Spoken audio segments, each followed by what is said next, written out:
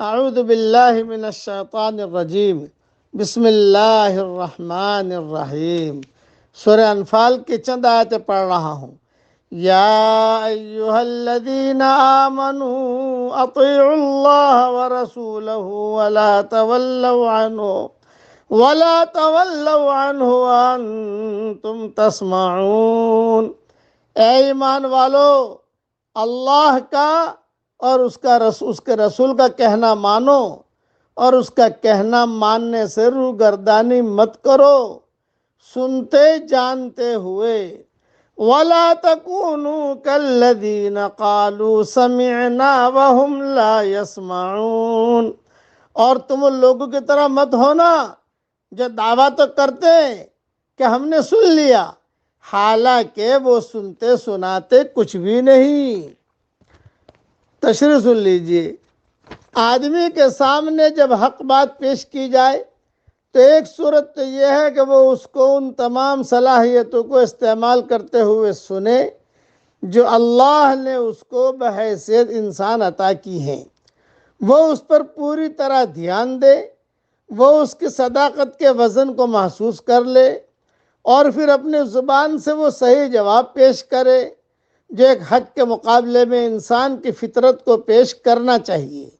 جو شخص ایسا کرے اس نے گویا پیش کی ہوئی بات کو انسان کی طرح سنا۔ دوسری صورت یہ ہے کہ وہ اس کو اس طرح سنے جیسے کہ اس کے پاس سننے کے لیے کان نہیں ہے، اس کے سمجھنے کی صلاحیت اس کی سچائی کو پکڑنے سے عاجز رہ جائے، وہ اپنی زبان سے وہ صحیح جواب پیش نہ کر سکے جو اس کو حضور واقعہ پیش کرنا چاہیے۔ جو شخص ایسا کرے اس نے گویا پیش کی ہوئی بات کو جانور کی طرح سنا۔ کوئی بات خواہ وہ کتنی ہی برحق ہو اور اس کی حقانیت صرف اسی شخص پر کھلتی ہے جو دل کی آمادگی کے ساتھ اس کو سنے۔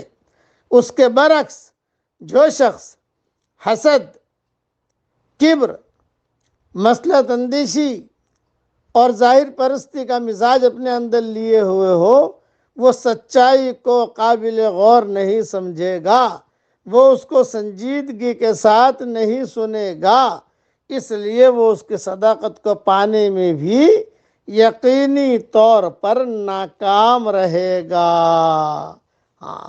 بس یہ میں نے مختصر سمجھا دیا۔ ایمان بظاہر ایک قول ہے مگر اپنے حقیقت کے اعتبار سے وہ ایک انسانی فیصلہ ہے۔ ایمان محض شہادت کے الفاظ کی تکرار نہیں بلکہ اپنے معنوی حالات کا لفظی اظہار ہے۔ اگر آدمی کی حالت فی الواقع وہی ہو کہ جس کا وہ ان الفاظ کے ذریعے اعلان کر رہا ہے تو وہ خدا کی نظر میں حقیقی مومن ہے۔ مومن سنجیدہ ترین انسان ہے، اور سنجیدہ انسان کو کبھی ایسا نہیں کر سکتا کہ اس کے اندرونی حالت کچھ اور ہو اور بولے ہوئے الفاظ میں وہ اپنے کو کچھ ظاہر کرے۔ اللہ تعالی ہم سب کو ایمان کامل عطا فرمائے۔ اب پڑھ لیجئے میرے ساتھ۔ اللہم انا نسألک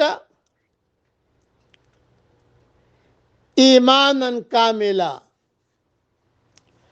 ویقینا صادقا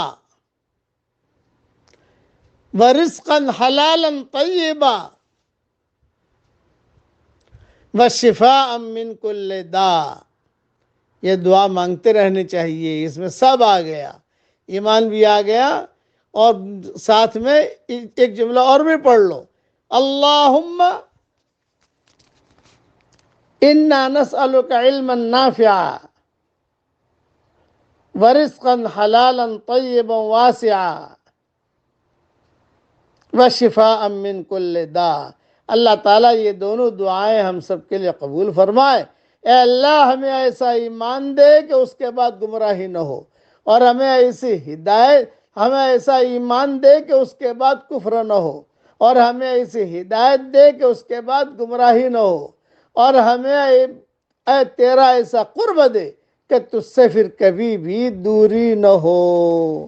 آمین وآخر دعوانا ان الحمد للہ رب العالمین۔